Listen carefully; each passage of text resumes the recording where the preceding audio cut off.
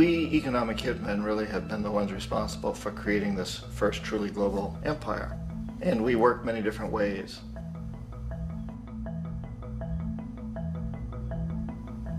But perhaps the most common is that we will identify a country that has resources our corporations covet, like oil, and then arrange a huge loan to that country from the World Bank or one of its sister organizations. But the money never actually goes to the country. Instead, it goes to our big corporations to build infrastructure projects in that country, power plants, industrial parks, ports, things that benefit a few rich people in that country, in addition to our corporations, but really don't help the majority of the people at all. However, those people, the whole country is left holding a huge debt. It's such a big debt they can't repay it, and that's part of the plan, that they can't repay it. And so at some point, we economic hitmen go back to them and say, listen, you owe us a lot of money, can't pay your debt, so sell your oil real cheap to our oil companies. Allow us to build a military base in your country, or send troops in support of ours to someplace in the world like Iraq, or vote with us on the next UN vote. To have their electric utility company privatized and their water and sewage system privatized and sold to U.S. corporations or other multinational corporations. So there was that whole mushrooming thing, and it's so typical of the way the IMF and the World Bank work, that you put a country in debt, it's such a big debt it can't pay it, and then you offer to refinance that debt and pay even more interest. And you demand this quid pro quo, which you call a conditionality or good governance, which means basically that they've got to sell off their resources, including many of their social services, their utility companies, their school systems sometimes, their penal systems, their insurance systems, to foreign corporations. So it's a double, triple, quadruple whammy. The precedent for economic hitmen really began back in the early 50s when democratically elected Mossadegh, who was elected in Iran, he was considered to be the hope for democracy in the Middle East and around the world. He was Time Magazine's Man of the Year. But one of the things that he'd run on and began to implement was the idea that foreign oil companies needed to pay the Iranian people a lot more for the oil that they were taking out of Iran. The Iranian people should benefit from their own oil. Strange policy. We didn't like that, of course. But we were afraid to do what we normally were doing, which was to send in the military. Instead, we sent in one CIA agent, Kermit Roosevelt, Teddy Roosevelt's relative. And Kermit went in with a few $1 million and was very, very effective and efficient. And in a short amount of time, he managed to get Mossadegh overthrown and brought in the Shah of Iran to replace him, who always was favorable to oil. And it was extremely effective. Bombs overflow Tehran. Army officers shout that Mossadegh has surrendered and his regime as virtual dictator of Iran is ended. Pictures of the Shah are paraded through the streets as sentiment reverses.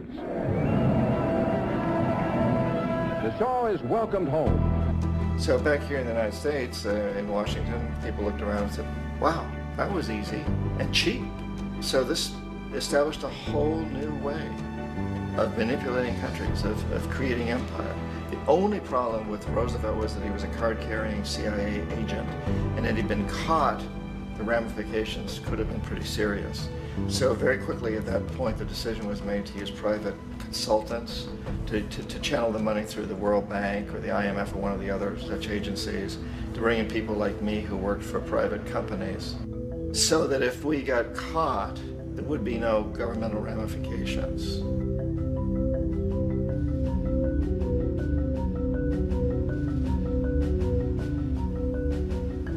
When Arbenz became president of Guatemala, the country was very much under the thumbs of United Fruit Company, the big international corporations. And Arbenz ran on this ticket that says, you know, we want to get the land back to the people. And once he took power, he was implementing policies that would do exactly that, give the land rights back to the people. United Fruit didn't like that very much. And so they hired a public relations firm, launched a huge campaign in the United States to convince the United States people, the citizens of the United States, and the press of the United States, and the Congress of the United States, that Arbenz was a Soviet puppet, and that if we allowed him to stay in power, the Soviets would have a foothold in this hemisphere. And that at that point in time was a huge fear on everybody's mind, the Red Terror, the Communist Terror. And so, to make a long story short, out of this public relations campaign came a commitment on the part of the CIA and the military to take this man out. And in fact, we did. We sent in planes, we sent in soldiers, we sent in jackals, we sent everything in to take him out, and did take him out. And as soon as he was removed from office, the new guy that took over after him basically reinstated everything to the big international corporations, including United Fruit.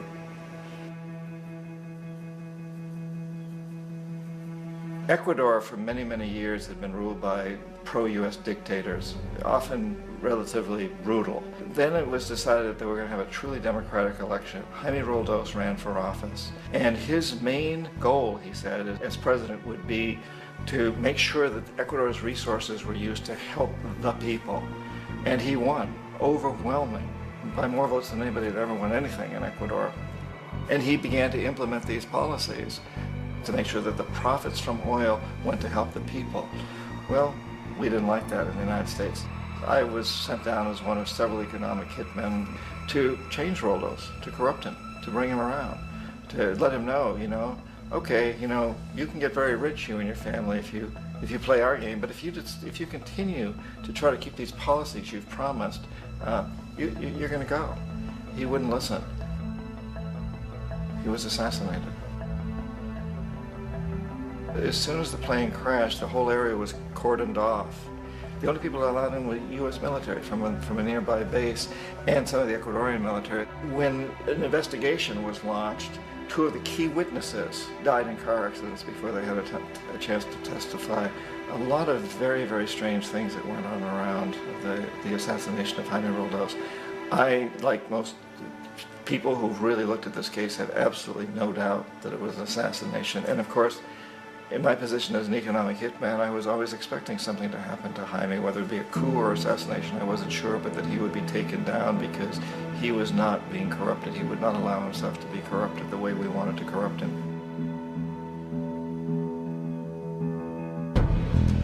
Omar Torrijos, president of Panama, was, one of my favorite people. I really, really liked him. He was very charismatic. He was a guy who really wanted to help his country. And when I tried to bribe him or corrupt him, he said, look, John, he called me Juanito. He said, look, Juanito, I don't need the money. What I really need is for my country to be treated fairly. I need for the United States to repay the debts that you owe my people for all the destruction you've done here.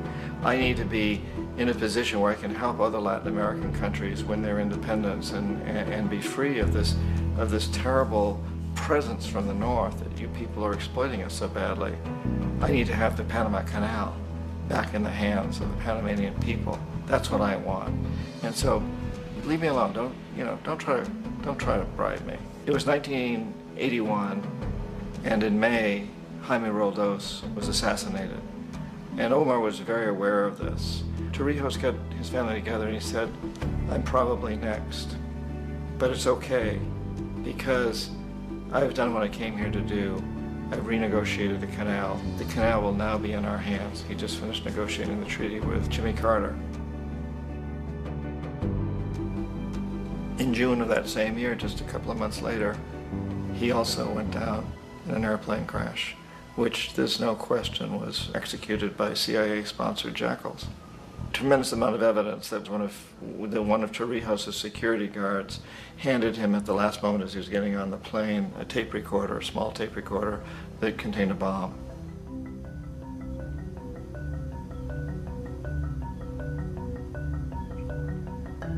It is interesting to me how this system has continued pretty much the same way for years and years and years, except the economic hitmen have got better and better and better. Then we come up with, very recently, what happened in Venezuela. In 1998, Hugo Chavez gets elected president, following a long line of presidents who had been very corrupt and basically destroyed the economy of the country. And Chavez was elected amidst all that. Chavez stood up to the United States, and he's done it primarily demanding that Venezuelan oil be used to help the Venezuelan people. Well, we didn't like that in the United States. So in 2002, a coup was staged, which there's no question in my mind, and most other people's minds, that the CIA was behind that coup.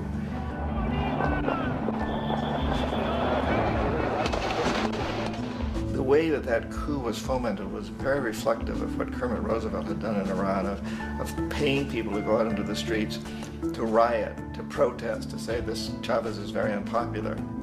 You know, if you can get a few thousand people to do that, television can make it look like it's the whole country, and things start to mushroom.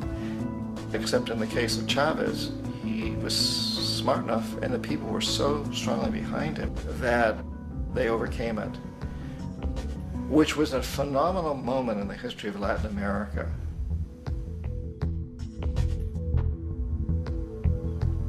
Iraq actually is a perfect example of the way the whole system works. So we economic hitmen are the first line of defense. We go in, we try to corrupt governments and get them to accept these huge loans, which we then use as leverage to basically own them.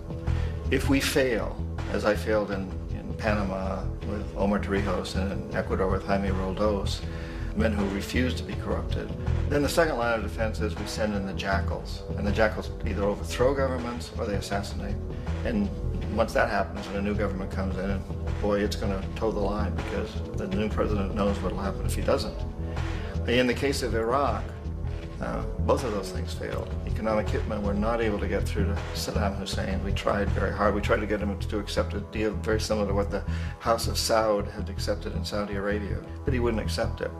And so the jackals went in to take him out. They couldn't do it. His security was very good. After all, he had one time worked for the CIA. He'd been hired to assassinate a former president of Iraq and failed, but he knew the system. So in '91, we send in the troops and we take out the Iraqi military. So we assume at that point that Saddam Hussein is going to come around. We could have taken him out, of course, at that time, but we didn't want him. He's the kind of strong man we like. He controls his people. We thought he could control the Kurds and keep the Iranians in their border and keep pumping oil for us. And that once we took out his military, now he's going to come around. So the economic hitmen go back in the 90s without success. If they'd had success, he'd still be running the country. We'd be selling him all the fighter jets he wants and everything else he wants. But they couldn't, they didn't have success. The jackals couldn't take him out again, so we sent the military in once again, and this time we did the complete job and took him out, and in the process created for ourselves some very, very lucrative construction deals. We had to reconstruct a country that we'd essentially destroyed, which is a pretty good deal if you own construction companies, big ones. So, you know, Iraq shows the three stages.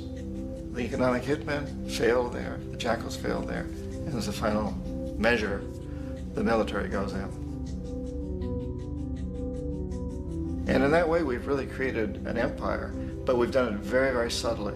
It's clandestine. All the empires of the past were built on the military, and everybody knew they were building them. So the British knew they were building them, the French, the Germans, the Romans, the Greeks.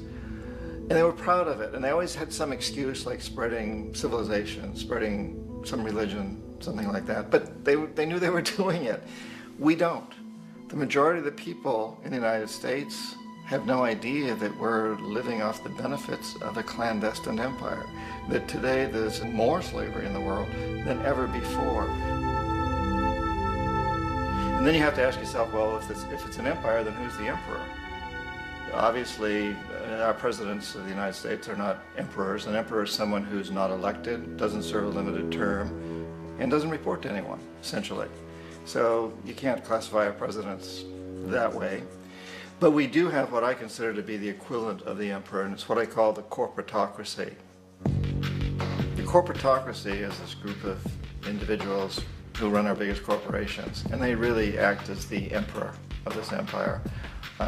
They control our media, either through direct ownership or advertising. They control most of our politicians because they finance their campaigns, either through their corporations or through personal contributions that come out of the corporations. They're not elected, they don't serve a limited term, they don't report to anybody. And at the very top of the corporatocracy, you really can't tell whether a person's working for a private corporation or the government because they're always moving back and forth. So, you know, you've got a guy who one moment is the president of a big construction company like Halliburton, and the next moment he's vice president of the United States, or the president who is in the oil business. And this is true whether you've got Democrats or Republicans in the office. You have the moving back and forth through the revolving door. And in a way, our government is invisible a lot of the time, and its policies are carried out by our corporations on one level or another. And then again, the policies of the government are basically forged by the corporatocracy and then presented to the government. They become government policy. So it's an incredibly cozy relationship. This isn't a conspiracy theory type of thing. These people don't have to get together and plot to do things. They all basically work under one primary assumption, and that is that they must maximize profits regardless of the social and environmental costs.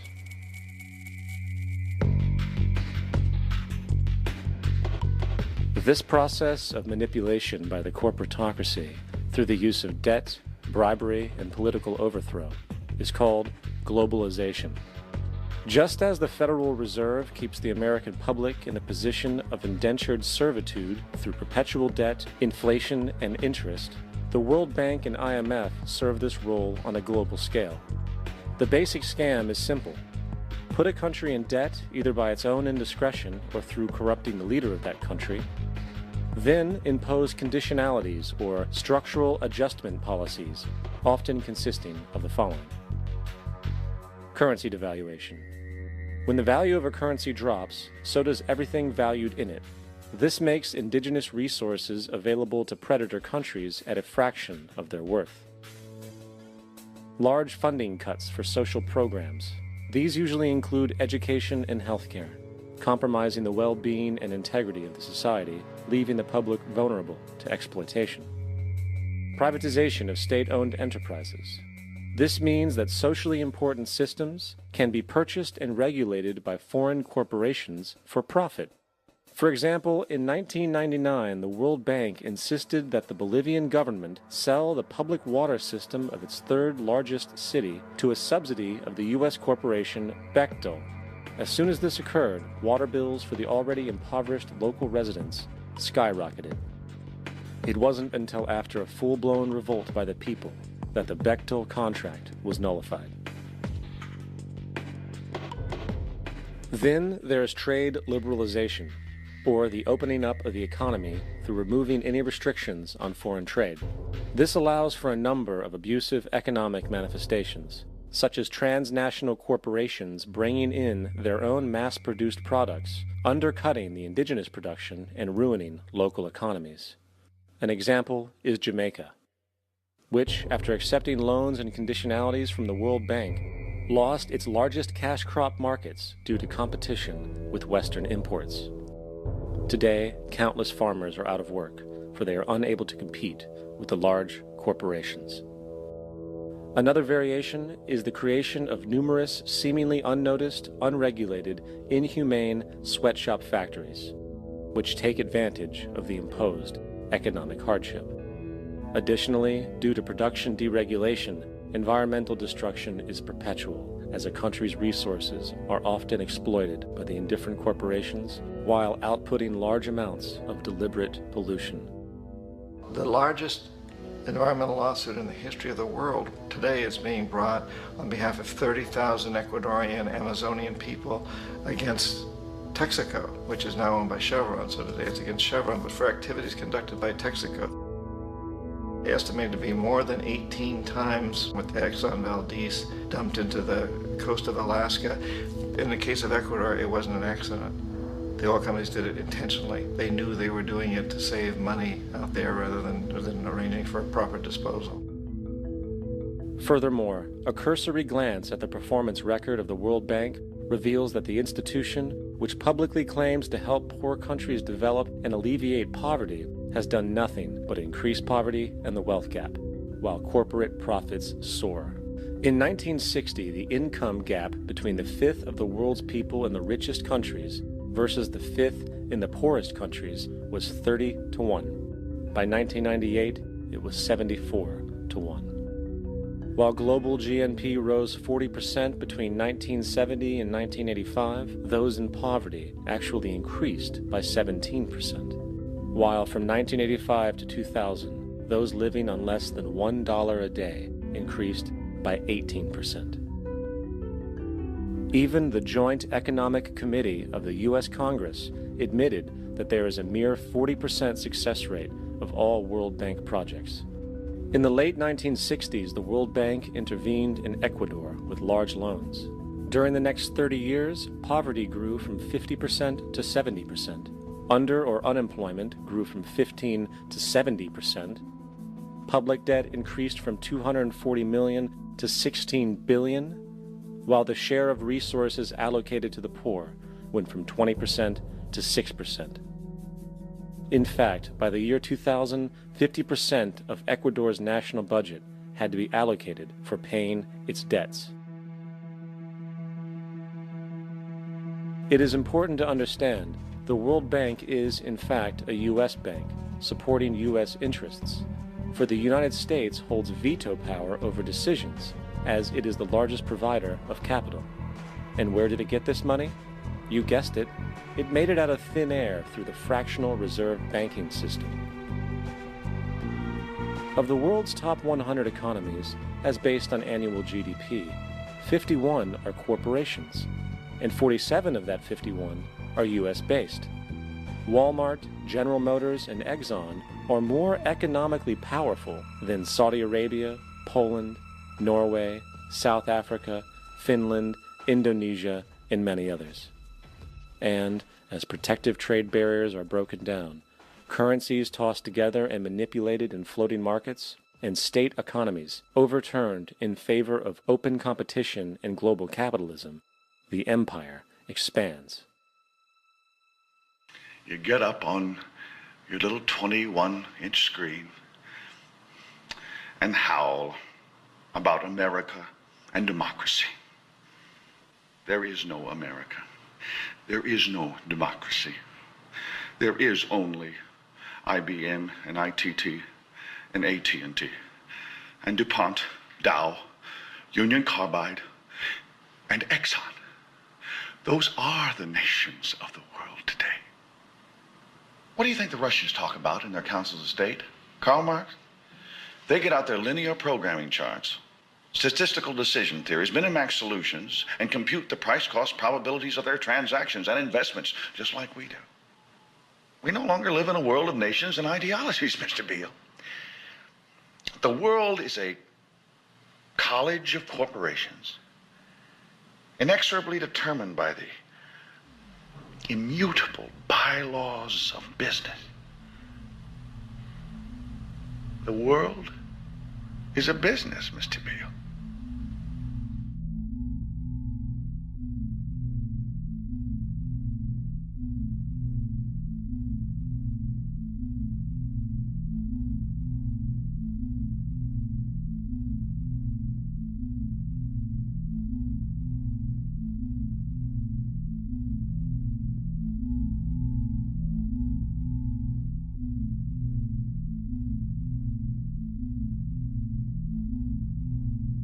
The world is being taken over by a handful of business powers who dominate the natural resources we need to live while controlling the money we need to obtain these resources.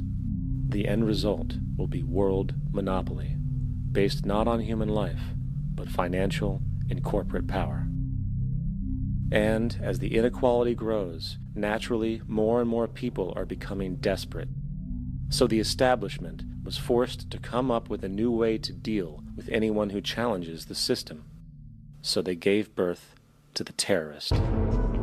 The term terrorist is an empty distinction, designed for any person or group who chooses to challenge the establishment. This isn't to be confused with the fictional Al-Qaeda, which was actually the name of a computer database for the US-supported Mujahideen in the 1980s.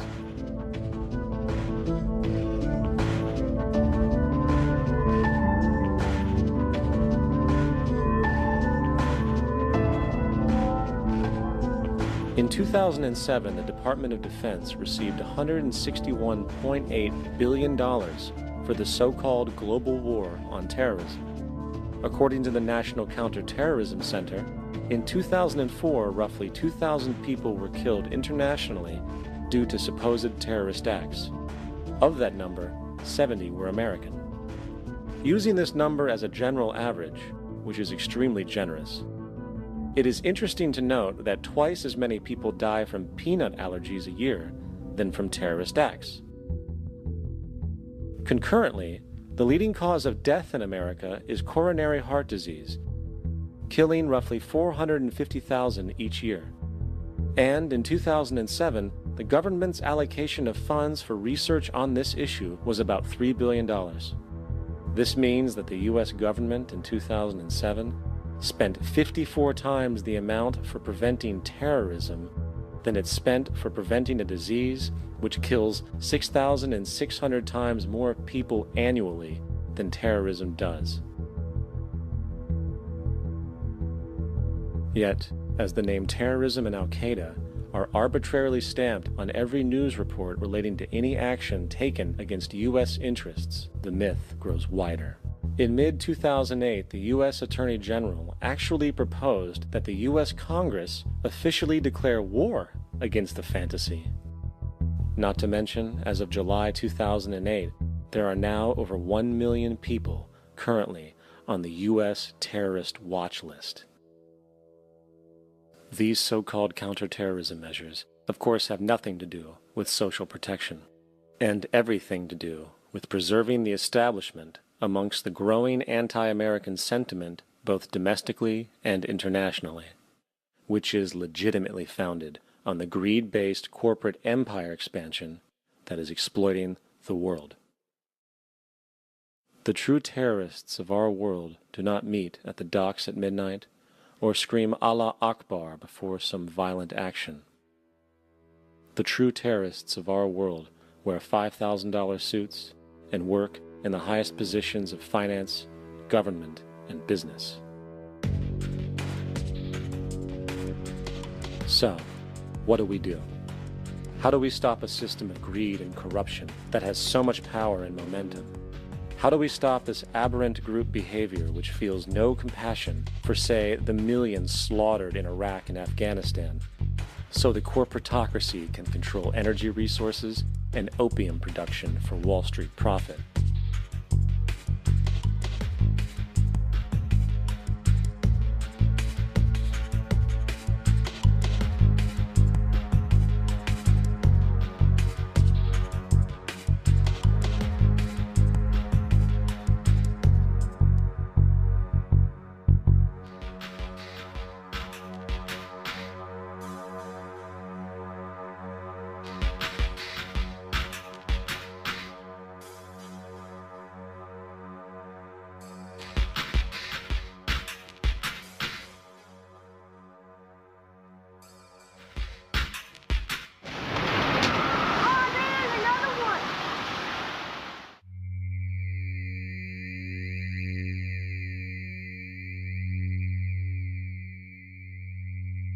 How do we stop a system of greed and corruption that condemns poor populations to sweatshop slavery for the benefit of Madison Avenue? Or that engineers false flag terror attacks for the sake of manipulation? Or that generates built-in modes of social operation which are inherently exploitative? Or that systematically reduces civil liberties and violates human rights in order to protect itself from its own shortcomings? How do we deal with the numerous covert institutions, such as the Council on Foreign Relations, the Trilateral Commission, and the Bilderberg Group, and other undemocratically elected groups which, behind closed doors, collude to control the political, financial, social, and environmental elements of our lives? In order to find the answer, we must first find the true underlying cause. For the fact is, the selfish, corrupt, power, and profit-based groups are not the true source of the problem. They are symptoms.